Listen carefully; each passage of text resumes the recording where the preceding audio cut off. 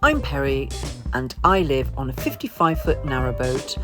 I weave and run the odd gel plate printing workshop. I also print my own papers and my own fabrics where I'll make lampshades out of and things. I have an allotment which I'm absolutely useless at, and this is my life in a teacup. Good afternoon, peeps. It's Sunday and it's afternoon and it's a beautiful day. Look at that sunshine, isn't it gorgeous? Unfortunately, I'm stuck on board because I've got a load of washing to do. The washing machine's on at the moment. It'll stop in a minute, so I may have to just nip off, go and turn it off and take the washing out and hang it up, and then I'll come back because I want to catch this sun, which is great. So how are you all? I hope you're all well. Oh look, sorry, I don't know if you can see this. Hold on. I go, like sometimes if I sort of bonk myself down to, see? Can you see out there where the boat's moving? Hold on, do it again. Look. Oh, it's like being, it's like being rocked to sleep. Can you see it rocking? But interestingly, I always remember the very first time I went on a ferry years ago, I was across the Irish Channel to the motherland, and the sea was really rough and so was I. But I don't know, for some reason or other, and I've been on small boats, and I remember going on a fishing boat, just a tiny little fishing boat once, and I had to lie down. I was so ill. And whether this has got flat, because it's got a flat bottom, I don't know, but then so do ferries, don't they? They have flat bottoms, as it were. But yeah, it's stopped now. I love it. But yes, it's a beautiful day, so I'll get my washing done. Well, like I said, how are you all? I hope everybody's okay. I hope you've all had a good couple of weeks since I last spoke to you. What have I been doing? Well, as you know, I did that weaving and I sent it off to my client and she was really happy with it. And she sent me a lovely message, which I'll put alongside this. And I'll also show you the final product, which I said I would do. And I think I've done a little video of how I pack away that loom that you saw, that everything, that stands on its stand and that I do my work on. But interestingly, well, it might not be interesting to you, but it was to me. I had a couple of scarves that I had made not very long ago. Instead of sort of like quite a wide scarf, or like the throws that I've shown you before, or the wraps that I've shown you before, they were only about that wide. And I call them ragged scarves because I literally put lots of different things in, and I'll show you. So, for example, I use something called roving. Now, how do I explain roving? It's best to show you. I mean, if you're into weaving and knitting, you'll know. But this is roving, okay? It's just lots and lots of wool fibres carded. I won't go through all of that because I don't know how to do it, but it's carded together to make this. And then you use this to spin with, okay? But I use this to weave, just as it is, to weave into some of my scarves, or these scarves that I've made. I've also got something called sari silk. This is beautiful, look at the colours of that. And again, it's the same sort of thing, it's like roving, but it's made out of sari silk, so there's that. And then I also, like I said, some of this work that I've done on the scarves, I haven't got this one, it's gone out, but I'll show you alongside here. I'll put some pictures up of the 3 scarves that have gone. But there's also something called curls. Can you see that? Now I buy those in, so those are woven by somebody, okay? And I lay them in the weave as well. So this is one of the scarves. And again, so it's just a thin one, but there's some photographs I said that will follow this. And I don't think you can really see, but it's sort of, yeah, this one's quite a tightly woven one, but I did do one where, so you can see that, how that's all just the roving is just woven in, but this one's quite tightly woven, whereas one of the other ones I did was quite loose, and I'd woven lace into it and everything to make it a real sort of art yarn funky little scarf. And I put them up on Facebook, just 3 of them, and I just thought, well, they sit here doing nothing, let's see if I can get them sold. Oh my god, within a day, one day, all 3 went. All 3 of them. 2 of them have gone off. One of them, that's that one here, is still here because that particular customer asked me to also make a bespoke one in colourways that she wanted, which I'm going to be using because it's all of this that I've just shown you, as well as weaving with the wool. So that's been quite an exciting week. I really enjoyed that. And all of that I'll pop alongside this and put my dulcet tones over it like I usually do. Apart from that, this is quite a quick video really, because it's not mega anything really interesting. Oh, tell you what I did have to do. Does anybody out there, well, I'm sure there's thousands and millions of you, suffer from tinnitus? Now, I don't know what I've got, but that's the only way I can describe it, is that I've got tinnitus, but I don't know. So I went to the doctor's usual thing, and apparently my ears are all clear, because I was going to pay £70, £80 to go and have my ears syringed. I'm glad I didn't, because the doctor said there's nothing wrong with them. So I had to go and see a specialist in the middle of Birmingham. Well, that was an adventure on its own. I was very good though, because I've got a van, Birmingham's ULEZ, and it would cost £14 to take it in, plus any parking you'd have to pay. And I thought, I'm not doing that. So I've got I've got a senior, shut up, I've got a senior rail card. So I used it, and I do go on the train quite a bit actually where I can. So I used it, and I caught a train I just drove to Dorridge, which is not very far from where I live, hopped on the train, and when I was on the way, so stupid sometimes, I thought, oh my god, I need some diesel. It's been on the red, you know, for a long time. The little light, you know, the little petrol tank light that comes on, that's been lit for a while. I thought, I've got to get some diesel. So I pull into this petrol station, looking at the time, because I'm going to miss my train. And I don't believe it, the key to open the tank, the petrol tank cap, is gone. Now, I don't keep it on the key ring, note to self, but it's kept in a little compartment with the key for the bonnet, because my van, the bonnet opens with a key. I can't find it. I go into the garage, because I know that particular garage, that's where I was the last time I filled up, which was last week. Well, not filled up, but put some diesel in. No, nothing had been handed in. So I thought, well, I've got to go to the train station. So I'm crawling to the train station, just not to sort of use the little diesel that I've got left. Parked up, got on the train, went in, had my ears looked at and everything. Oh, I got to go for an MRI. Ooh. They don't know what it is. They didn't say it was tinnitus. There could be these funny little, I don't know. But anyway, so I've got to go for this MRI, which I hate. I've had them before, and I'm a bit claustrophobic, as you know. That's going to be fun and games, isn't it? Anyway, better to get it sorted out. Oh, God. So I get back on the train, obviously, come out of Birmingham, come home, and I'm crawling again. I'm crawling home thinking, I don't know what I'm going to do. And I thought, right, I'm going to have to call the RAC, and they'll have to punch it or do something with it, or I'll speak to some people along here on my mooring and see if anyone, I mean, there's a couple of people here who've got vans, but they're not transit, so I couldn't borrow somebody else's key. Not that it would probably work, I don't know. So I'm crawling all the way back, and I'm thinking, please, you know what it's like you're like this, aren't you? Oh, please don't run out, please don't run out. Got home, no problem.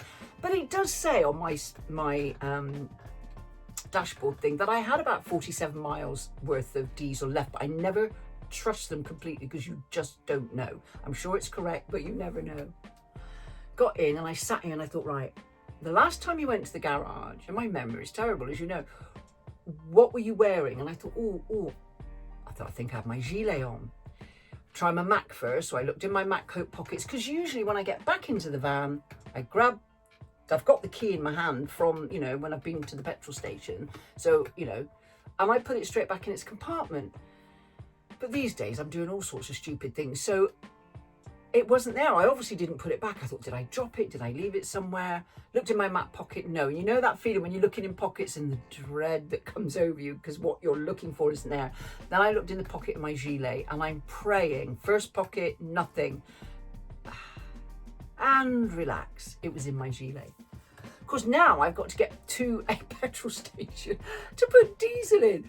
And I'm thinking, all right, it said 47 miles. So again, the next morning I had an appointment early in the morning on Saturday morning. So I thought, right, okay, just take it really slow, really. And I left really early so that if I did break down, I might get a chance to walk to a petrol station and get some diesel, because I've got diesel can in the van, obviously. And like, so and relax, and I got there and filled up with diesel, and it went. Now, yes, all right, maybe I should put it on my key ring, but I haven't. I've put it back in the compartment where it's supposed to go, where it lives with the key for the bonnet, and that's where it's going to stay, because it's been there since I've had the van. And if I don't know, and if I lost my key, yeah, don't go through there.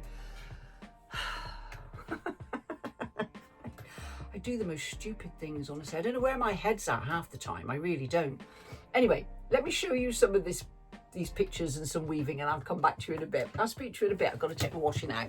I'll see you in a minute. And here's the finished article. I don't want to put it too close to my body because my client's got to wear it and it's all new and clean and lovely. So let me just sort of hold that out a little bit so you can see. And then there you go. I'll bring it up to the camera so you can see the weave. Sun's shining in it a minute, so there's a lot of shadows. That's why I've drawn that curtain, because it was sort of, not that I don't want the sunlight to come through, it's going to come through in a bit.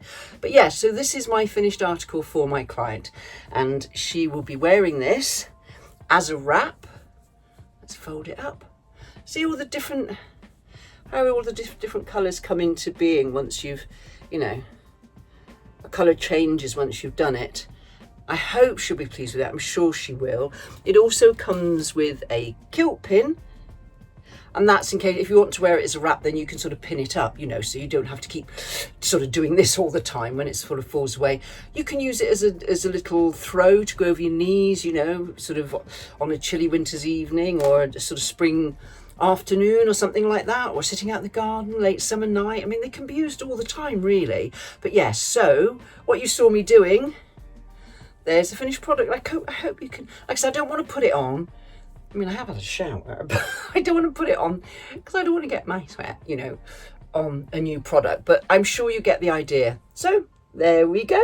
Ooh, it's scrubby. I'll speak to you later. Well, I think you remember I said to you that loom that I had was called a heart loom, a rigid heddle loom, and the fact that it sort of folded down. So here's the bag that it folds down into. It's a Kromsky. No, I'm not plugging them, I'm just saying, I don't get paid, usual thing.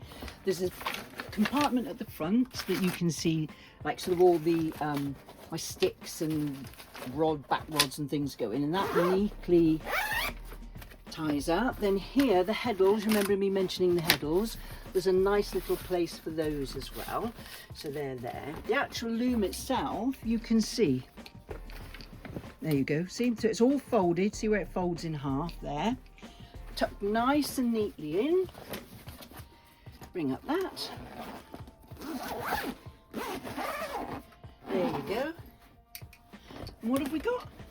A nice bag with lovely long straps, so if you want to, you can carry it on your shoulder. There you go, all tucked away. It's great, isn't it? So if you think you don't have any room to store one of these things, then look what you can do with it. Amazing. All different brands out there, but this is mine. So this is one of those scarves that I said told you earlier that I sort of sold in a day, and this is on my small loom. This is it finished, and you can see all the little bits of sort of bobbles and curls and things like that. It's quite a tightly woven one. This was quite a nice one. It had lots of gaps in it, and I enjoyed making this one. And I plaited all the tails, and that one sold as well. Here you can see it a little bit close up. All the lovely colours that are blending. Yeah, I really like that one. And again, the client was really happy with it. This one was my favourite. It was so squishy and lovely. And as you can see, there's lots of art yarn and bits and pieces I've put in. And as you look at the close-up, then you can see there's bits of lace, there's curls, there's bobbly wool, there's all sorts, which made it a very interesting scarf. Here they are all in their curls, ready to go off in the post. One of them is still here, as you've seen, because I've got something else to do with that. I've got a spare one to make. And this is how I wrap and pack all my goodies. See you in a bit. Well, I did say this was going to be a short video, but I've just thought of something else. Hope you enjoyed looking at all that. Yeah, I've just thought of...